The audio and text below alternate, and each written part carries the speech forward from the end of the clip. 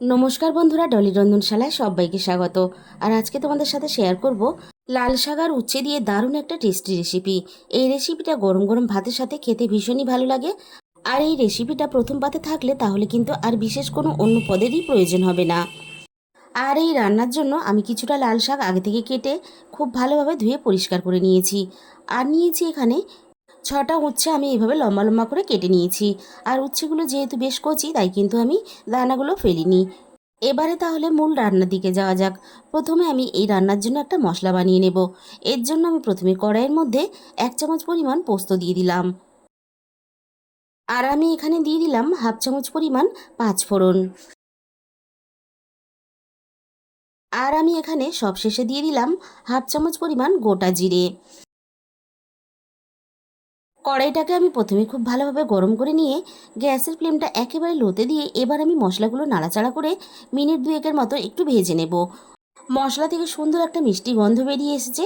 এবার আমি মশলাটাকে কড়াই থেকে নামিয়ে খুব ভালোভাবে ঠান্ডা করে পরে আমি এগুলোকে গুঁড়ো করে নেব। এবার আমি রান্নার জন্য কড়াইয়ের মধ্যে 2 চামচ পরিমাণ সর্ষের তেল দিয়ে দিলাম। সর্ষের তেলটাকে আমি প্রথমে খুব ভালোভাবে গরম করে নেব। তেলটা আমি খুব ভালোভাবে গরম করে নিয়ে এবার আমি কেটে রাখা উচ্ছেগুলো তেলের মধ্যে দিয়ে দিলাম ভাজার জন্য। সমস্ত উচ্ছেগুলো আমি তেলের মধ্যে দিয়ে দেব।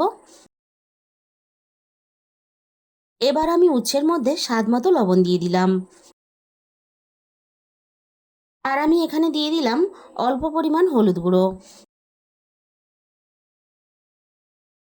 এবার আমি লবণ আর হলুদটাকে নাড়াচাড়া করে উচ্ছের সাথে মিশিয়ে উচ্ছেগুলো আমি খুব ভালোভাবে বেশ লালচে করে ভেজে নেব।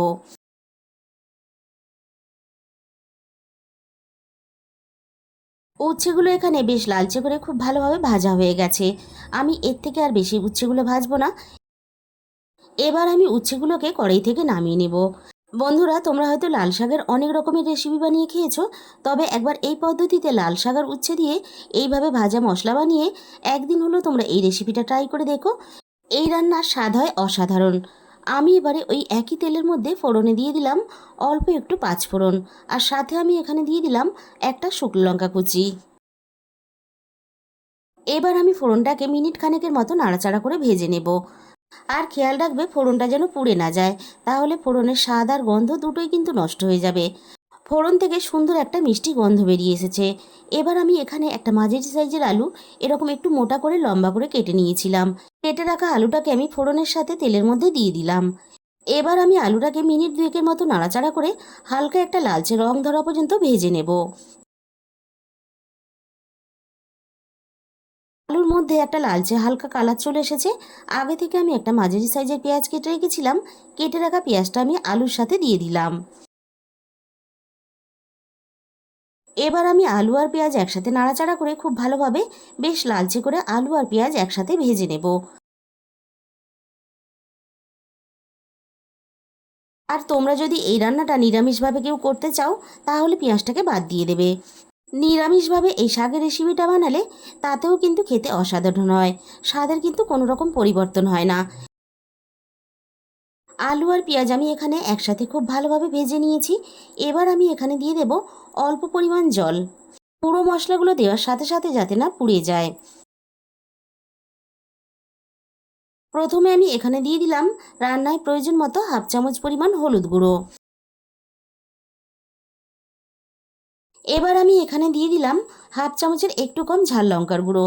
যেহেতু শাক রান্না তাই কিন্তু খুব বেশি ঝাল হলে খেতে ভালো লাগবে না। এবার আমি হলুদ আর লঙ্কা খুব ভালোভাবে নাড়াচাড়া করে সব কিছুর সাথে মিশিয়ে আমি আলুটাকে খুব ভালোভাবে কষিয়ে নেব।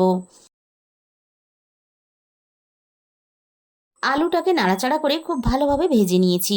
এবার আমি সমস্ত কেটে রাখা শাকগুলোকে কড়াইয়ের মধ্যে দিয়ে দেব। সমস্ত কেটে রাখা শাকগুলো কড়াইয়ের মধ্যে দিয়ে এবার আমি এখানে রান্নার স্বাদ মতো লবণটাকে দিয়ে দিলাম। শাকটা যাতে খুব ভালোভাবে নরম হয়ে যায় তার জন্য এখানে মিনিট পাঁচেকের মতো আমি ঢাকা দিয়ে দিলাম। 5 মিনিট পরে আমি কড়াই থেকে ঢাকাটাকে সরিয়ে নিলাম। শাক কিন্তু এখানে বেশ ভালোভাবে নরম হয়ে গেছে। এবার আমি শাকটাকে সব কিছুর সাথে নাড়াচাড়া করে খুব ভালোভাবে মিশিয়ে রান্না করে নেব। আর এইভাবে নাড়াচাড়া করতে করতে দেখো বেশ শাক থেকে হালকা হালকা জল ছাড়তে শুরু করে দিয়েছে। শাকটা আমি সব কিছুর সাথে নাড়াচাড়া করে খুব ভালোভাবে মিশিয়ে নিয়েছি। গ্যাসের ফ্লেমটা একটু জোরে দিয়ে ফেলেছিলাম, তাই কিন্তু এখানে শাকের জলটা শুকিয়ে গেছে। আর আলুটাকে আরও একটু ভালোভাবে সিদ্ধ হওয়ার জন্য আমি এখানে চায়ের কাপের 1 কাপ পরিমাণ জল দিয়ে দিলাম। এবার আমি গ্যাসের ফ্লেমটা মিডিয়ামের থেকে একটু হাই করে দেব। আর আলুগুলো খুব ভালোভাবে সিদ্ধ হতে দেব, আর সাথে সাথে শাকগুলো আরও একটু নরম হতে দেব।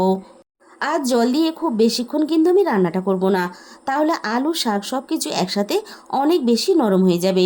জলটা যাতে তাড়াতাড়ি টেনে যায় তার জন্য আমি এখানে মিনিট 5-এর মতো ঢাকা দিয়ে দিয়েছিলাম।